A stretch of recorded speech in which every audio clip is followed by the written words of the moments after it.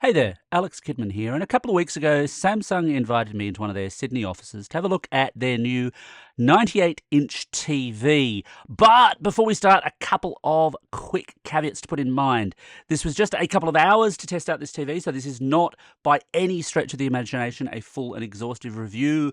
I couldn't test it against other screens. I couldn't test it with a variety of inputs that I would have liked to test it. This is much more of a hands-on experience to give me an idea of what it can do. So my observations here really are just kind of first take style observations.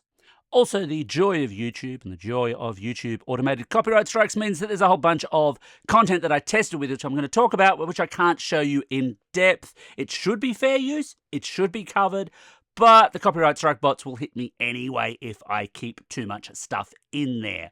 So let's go and have a look at this screen.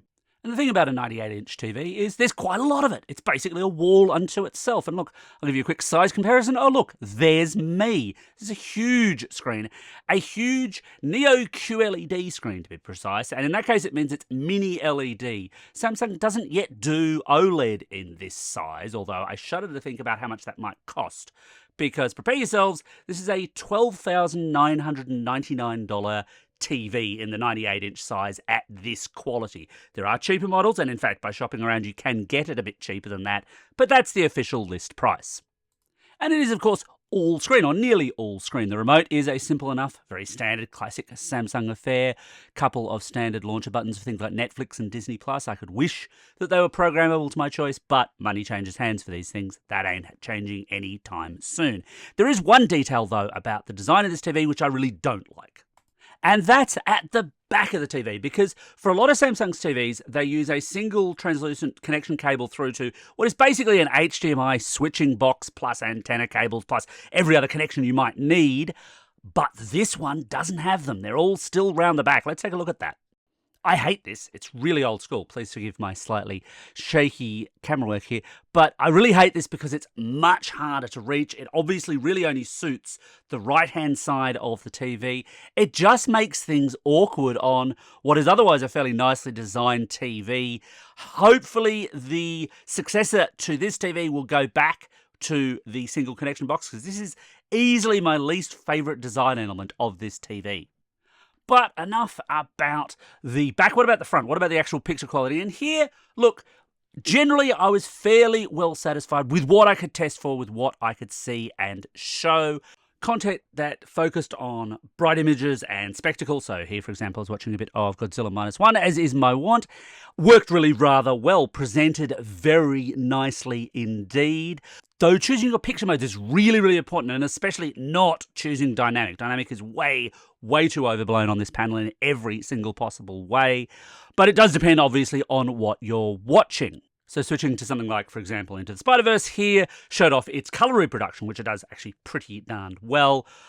Now, not quite the same story with blacks. I'd still favour an OLED here, although obviously I couldn't actually do a side-by-side comparison for those.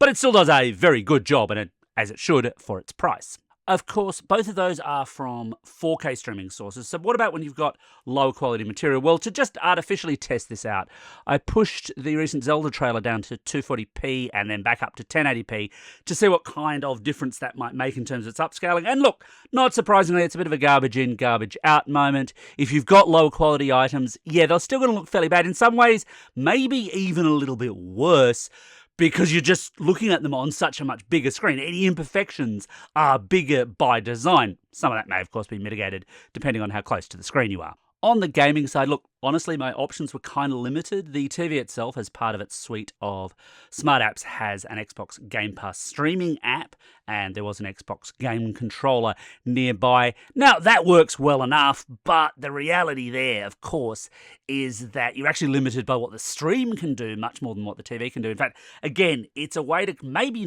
make the screen not look as good as it could. But of course, I wasn't 100% going to let that stop me, because me being me, I wanted to see what this thing looked like with retro gaming, because I know what you're hanging out for.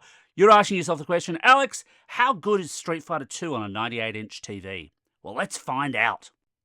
And once again, I'm showing off how kind of ludicrous that cabling situation is, because there's a power socket on one wall, the HDMI ports are on the other, everything is stretched to the max. But look, It actually works. It runs. It's kind of fun way to play this particular game if that's what you're into. And obviously, you could play probably quite a much better version of it through a more modern console. But I'm me, so the SNES Mini it was going to be.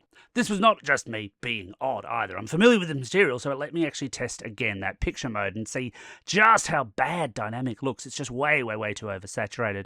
Whereas the movie mode tended to accord to most of the material I was playing with.